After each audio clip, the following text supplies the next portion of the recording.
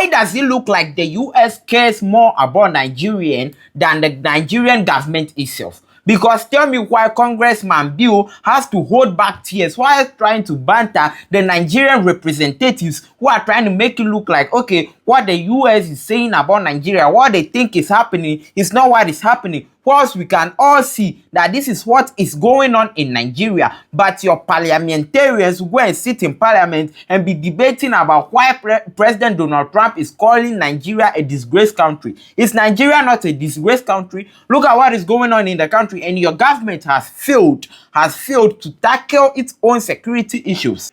I went to school with kids from Nigeria.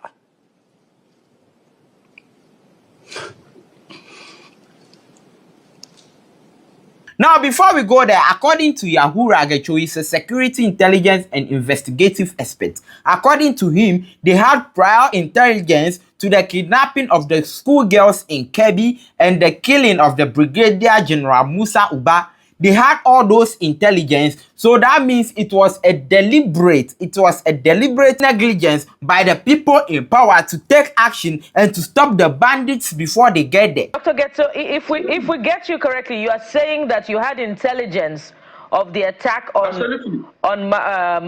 Magugu. What's the name of that local government in Kebbi State? Maga, prior to the attack on the secondary school where 25 girls were kidnapped. You had intelligence, and you provided this intelligence, but the military failed to act. Absolutely. So who should we be? I said authority. I said a hierarchy. The hierarchy. So who should we be? Yes, an intelligence hierarchy.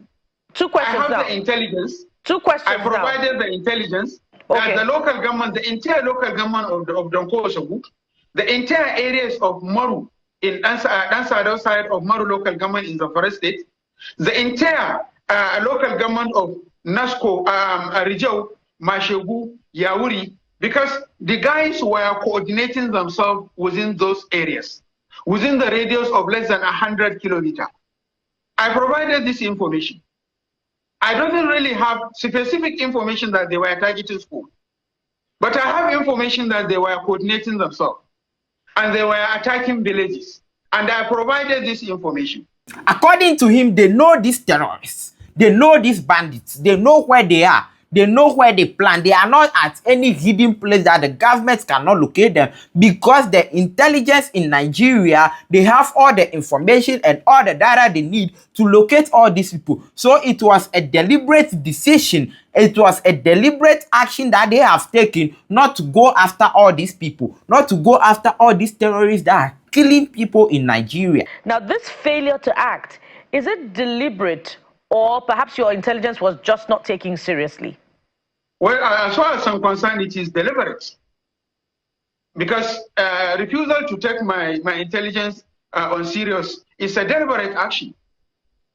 Ordinarily, there are distress call numbers that has been sent around by DSS, by police, by military, and so on and so forth. Those numbers, anybody who called and provided intelligence, if not being utilized immediately, it's a deliberate negligence. It's a deliberate sabotage. Not even Dr. Huizenga, that is known of providing proactive information and on support information 247 in the last 17 years. I have been providing this information directly and indirectly, and they know me and they know who I am. And they know what we have been doing in supporting the country patriotically. I provide this information in the midnight, I provide it in the daylight, I provide it in the evening. It is on record. My records are there, the records are there. It can be checked. In 1 second, just before we let you go, you understand the movements of these people. You may not understand their exact mission. Are they Nigerians? Are they non-Nigerians? Just a simple answer.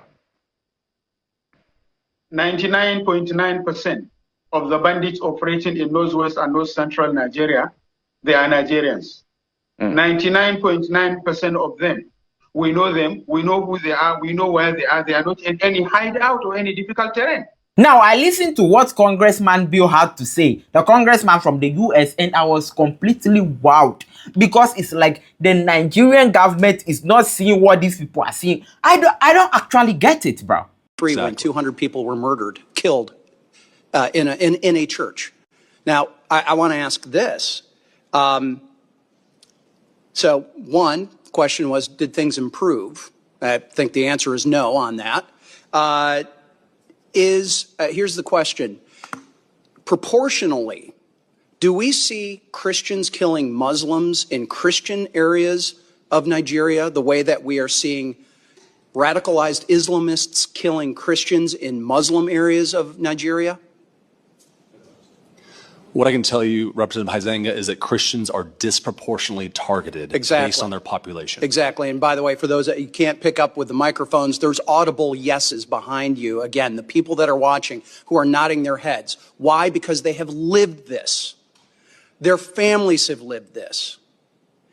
I went to school with kids from Nigeria.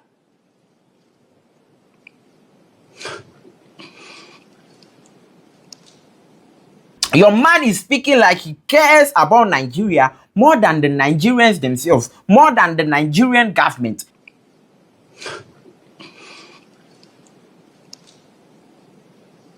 We've got neighbors who've been missionaries there, who have family there, who have friends there, who know this is going on. Yet we've got not just the mass media, we got people within Congress denying that this is happening, or certainly de-emphasizing it. It ought to be outrageous that it is Christians, moderate Muslims, anyone being terrorized by these radicalized Islamists in Nigeria, and we've got the Tinubu government sitting back and not doing enough. I don't know the concerns of Nigerians when it comes to President Donald Trump coming in. Because if that is going to be the best solution or the fast solution for you people right now, then you should allow him to come in. That is all I have to say, because it's becoming unbecoming and your government is not taking any action. And I recently just was interviewed by Nigerian television, Arise TV. And that was really their question. Is the Tinubu government doing enough? And I had to answer, no, they are not.